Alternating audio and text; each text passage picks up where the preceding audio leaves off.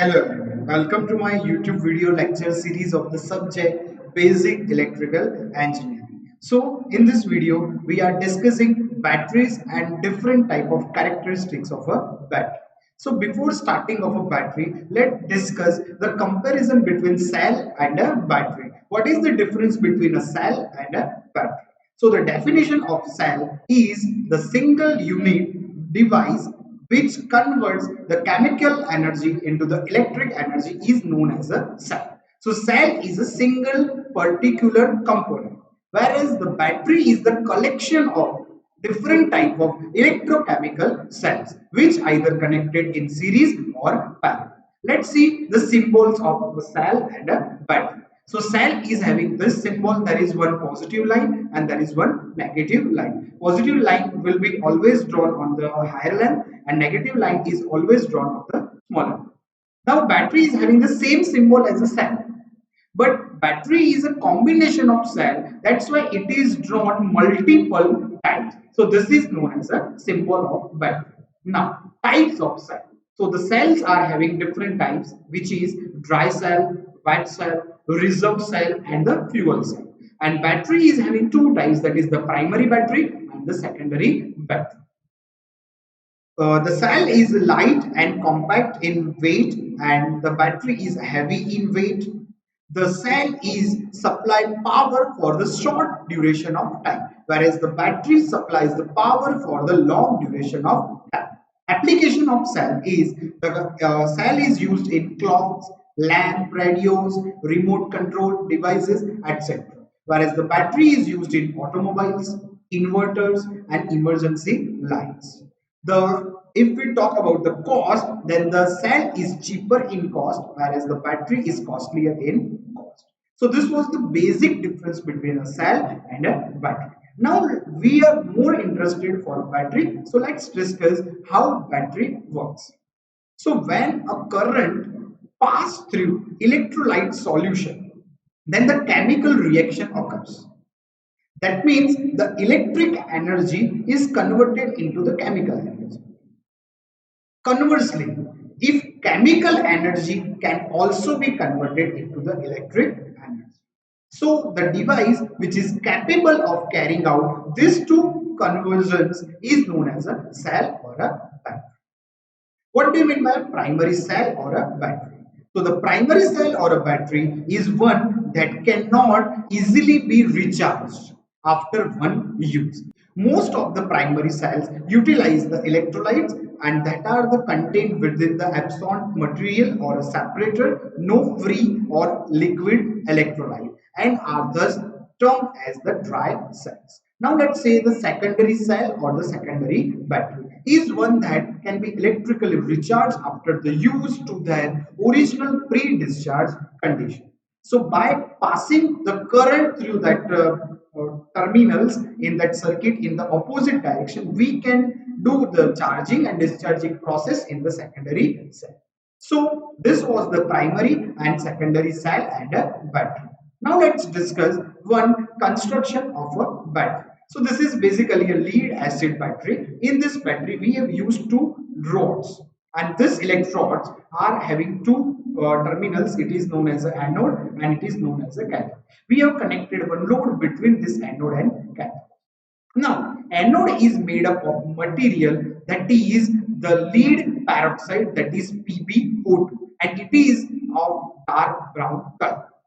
If we talk about the cathode, it is negative plate, and this negative plate is made of pure lead, that is Pb, and it is gray in color.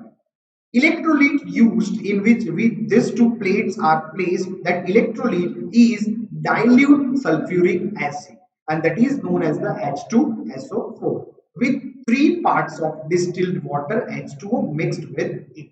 So that is the dilute. Now separator must be used in this type of battery so that anode and cathode cannot be electrically connected directly. So that's why we are using separators to avoid the connection between anode and cathode. And the fourth important part is the container in which we have placed all this part, that are of the plastic, ceramic, or the rubber container. So this was the basic construction of a battery. Now let's see the process of charging and discharging in this type of lead acid battery. So let's first talk about the discharging.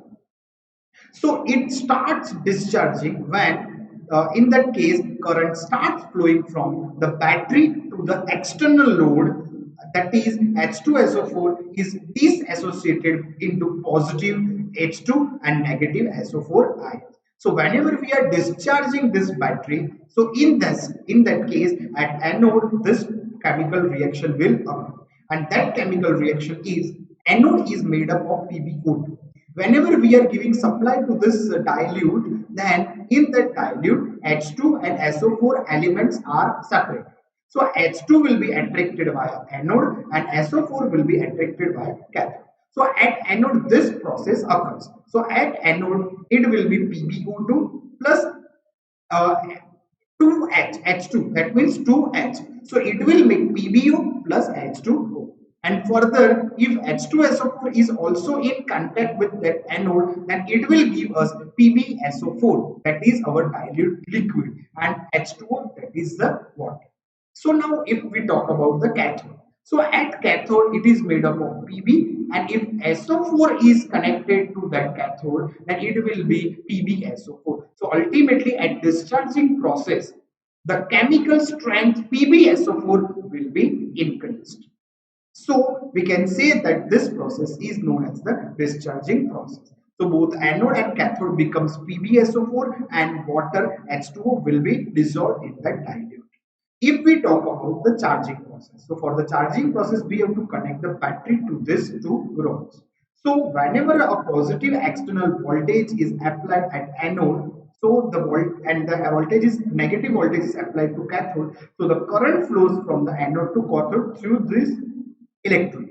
So at cathode and at anode, let's discuss the two processes. So at anode, now there is a PbSO4 because it is discharged. So now both are made up of PbSO4.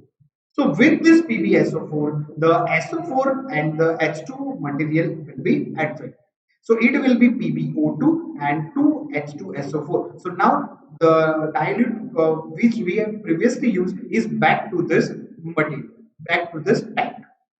At cathode, it will be PbSO4 plus H2, two parts of H2. So it will give Pb plus H2SO4. So now we can say that at charging process, our anode is back to its original material, that is PbO2, and cathode is also at its original material, that is the pure lead. So this is known as the charging process. So the charging process is basically having these two type of process, and this process can be reversible, so you can charge and you can discharge within these two range. So it will be basically electrolyte plus cathode, and the anode will give the anode water and the cathode. So this was the charging process of a battery. Now let's see the application of a lead acid battery. So lead acid battery is used in automobiles for the starting and lighting.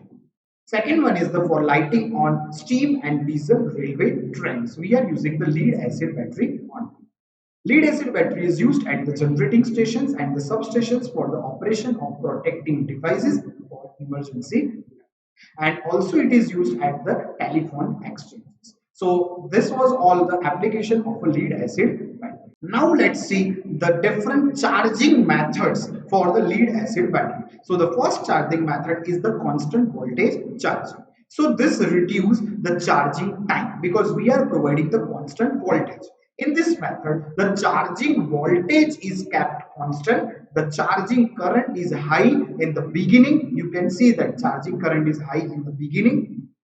When the battery is in the discharge condition, current is gradually dropped off as the battery picks up the charge, resulting in increased back EMF. It allows cell with different capacity and at the different degree of discharge. So the large charging current at the beginning of the charge of relatively short duration and will not harm the cell. So this was the constant voltage method. Now let's discuss the constant current method. In this case, current will be constant and voltage will be increased in this shape. So in this method of charging, the batteries are connected in series so as to form the groups, and each group charged from the DC supply mains through the loading rheostats. The charging current is kept constant throughout the charging period by reducing the resistance in the circuit as the battery voltage goes up. So in this method, the charging current is approximately 1/8 of its ampere rating. So this is the constant current rating. Now let's see some characteristics of a battery. So first characteristics is the ampere hour capacity. So ampere hour is known as the ampere hour or AMPH. So it is the unit of a battery capacity that measures the amount of charge that can be available in fully charged battery. Means this amount of current can be flow through this battery throughout this much of time period. This amount of charge what determines the amount of current that can be discharged from the battery and discharge time. So that's why it is known as the charge or cumulative capacity. Next definition is the watt hour definition. So it is referred to as the energy capacity of a battery as it is more accurately determines the energy that can be stored in a battery. Let's see some connection of a battery. So batteries either can be connected in series or can be connected in a parallel. So if batteries are connected in series, then the connection may be like this: the negative terminal and the positive terminal of first battery is an even voltage. So plus should be connected with the negative of another battery. Positive of second should be connected with negative of third. So negative positive should be the pattern. No battery can be connected in reverse manner. We have connected some load here and load is having the VL voltage. And in series connection, the total voltage addition of this to all voltage will be the total voltage applied to this voltage VL at the load condition. Now let's see the parallel connection.